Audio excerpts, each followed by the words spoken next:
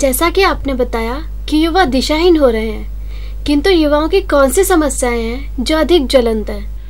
इस समय जैसे कि मैंने आपको बताया था, जीने के मकसद की समस्या, हमारे जीवन मूल्यों की समस्या, जीवन लक्ष्यों की समस्या, एक तो वो है। दूसरा, हमारे देश को खाया जा रहा है एक जातिवाद, वो युवाओं को भी सबसे अधिक परेशान वही कर रहा है।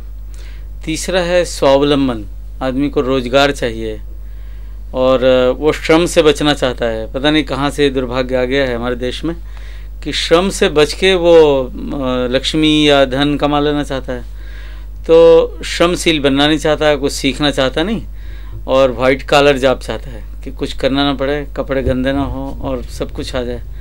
ये भी एक बहुत बड़ी समस्या है। और एक और समस्या आ गई है व्यसन। युवा एक तरफ तो बेरोजगार है, दूसरी तरफ वो नशे की लत में, फैशन और लते इसके व्यसन के लत में जकड़ गया है।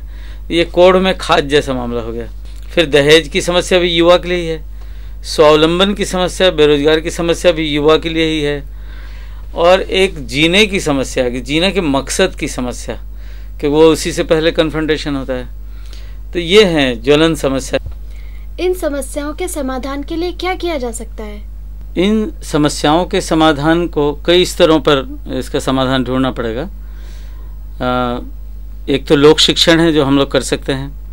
लोक शिक्षण में सभी के भीतर गरीबी भगाएं, गरिमा बढ़ाएं, माने ये बोध कराना पड़ेगा कि गरीबी एक तुम्हारे मानसिक बनावट का नाम है, ये एक चिंतन का स्तर है। ये चिंतन के जैसे उसमें परिवर्तन होगा तो गरीबी दूर हो जाएगी, अपने गरिमा का बोध होते ही। श्रम के प्रति सम्मान का भाव जागृत करना होगा। लोगों को साधना, उपासना, जीवन मूल्यों को कैसे अपने जीवन में, चरित्र में आत्मसात करना, ये बताना पड़ेगा। स्वावलंबन की शिक्षा अलग देनी पड़ेगी। ये जो सीखे हुए हैं लोग, राष्ट्र के स्तर पर ये बताना पड़ेगा कि भाई हर व्यक्ति को स्वावलंबी बनना है। अब चाहे वो शाक सब्जी स्वावलंबन से शुरू करे, वस्त्र स्वावलंबन से शुरू करे, औषधि स्वावलंबन से शुरू करे, और हर व्यक्ति जो पढ़ा लिखा हो तो भी कोई न कोई तो श्रम जानता हो और उसे दूसरे को सिखा सके। यानी एक एक व्रत यदि हर पढ़ा लिखा इंसान हमारे देश का ले ले कि हम एक काम सीखेंगे जरूर और एक काम सिखाएंगे, तो भी बहुत बड़ी क्रांति हो सकती है। हमारे परम पूज्य गुरुदेव ने एक परिभाषा दी थी जो मुझे बहुत अच्छी लगती है।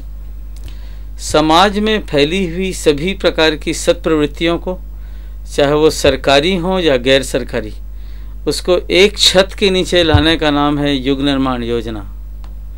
यानी हमारा इस समय समाधान यह है कि जितने भी सत्प्रवृत्तिधर लोग हैं, चाहे वो सरकार के लोग हों, चाहे गैर सरकारी हों, NGOs हों, धार्मिक संस्थान हों, सबको जैसे हम एक प्लेटफॉर्म में ले आएँ कि भाई कुछ करो, यदि देश को बनाना है।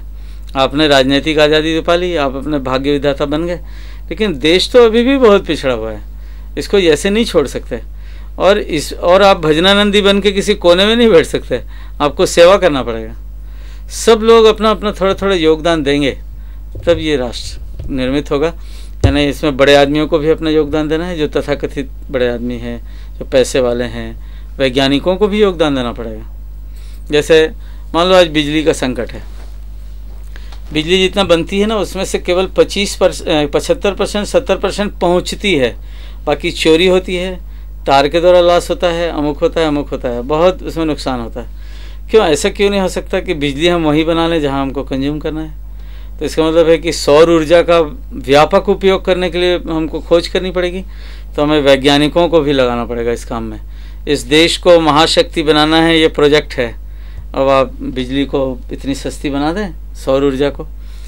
उसी तरह से हमारे देश के कलाकारों को, लेखकों को, भामाशाहों को, मतलब रुपये पैसे वालों को, धर्म के कार्य में लगे हुए हैं उन लोगों को, कवियों को, कलाकारों को, सबको योगदान देना है।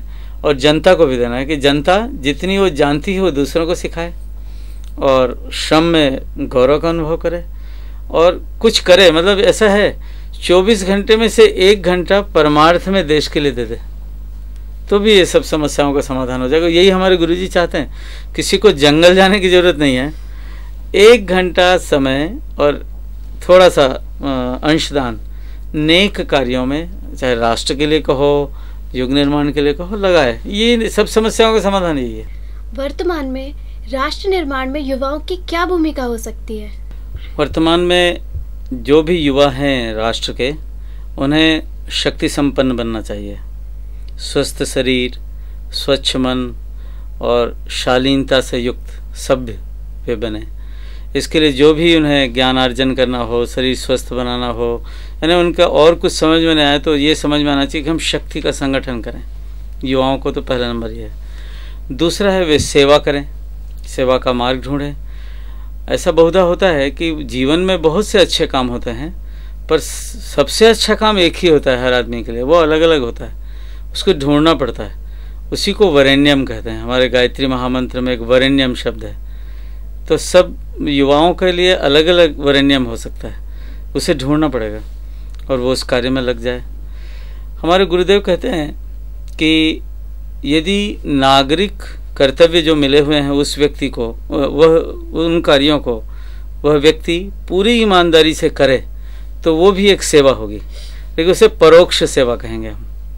एक तो प्रत्यक्ष सेवा होती है कि युवकों में से कुछ लोग इसी को ही, लोक शिक्षण को या भगवान के मार्ग में लोगों को प्रेरित करने को, नेक बनाने को पूरे ही काम के रूप में ले लें, लेकिन ये बहुत बड़ी छलांग होगी। उसमें कुछ ऐसे भी युवा होंगे, लेकिन बीच का रास्ता भी है कि हम पूरी तरह से परोक्ष सेवा न करें, पूरी तरह से प्रत्यक्ष सेवा भी न करें। तो एक और बीच का शब्द है सह सेवा, यानी 1 घंटा एक अच्छे काम में हम लगाएं, एक कुछ अपने अंशदान में से कुछ अच्छे काम में दें। तो ये 1 घंटा से लेके 2 घंटे, 3 घंटे, 4 घंटे प्रतिदिन या हफ्ते में छुट्टी का दिन जरूर इस काम में लगाएं। तो फिर धीरे धीरे यही राष्ट्र निर्माण का फिर और संगठन बनाएं, जैसा कि हमारे यहाँ चल भी रहा है। बहुत से स्थानों पर युवागण संगठित हो रहे हैं और वे मिलकर के सेवा का कार्य करते हैं, वे मिलकर के यज्ञ करते हैं, वे मिलकर के व्यसन मुक्ति के तरफ अग्रसर होते हैं। तो जब सामूहिक शक्ति काम करती है तो उसका प्रभाव भी फिर ज़्यादा होता है। ऐसा माना जाता है कि वातावरण से व्यक्ति बदलते हैं और व्यक्ति बहुत सारे मिलकर वातावरण का निर्माण करते हैं। तो मतलब जो नए लोग हैं, जैसे जैसे इसका दायरा बढ़ता जाता है उसका असर व्यापक होता जाता है। तो आज तो राष्ट्र निर्माण में युवा यही करे, एक तो ईमानदारी से काम करे, शक्ति का संचय करे, अपना ज्ञानार्जन बढ़ाए, ज्ञान बढ़ाए, शक्ति बढ़ाए और सेवा का कोई न कोई कार्य जरूर ढूंढे। तो फिर आगे रास्ता, जैसे कहते हैं ना, टॉर्च की रोशनी कुछ दूर तक दिखाई देती है, लेकिन कोई दिक्कत की बात नहीं है। जब हम आगे बढ़ जाते हैं तो और आगे का रास्ता बताती है। तो इतना शुरू करें राष्ट्र निर्माण का काम, फिर आगे खुद ये उजाला होता जाता है और हमें मंजिल मिलती है।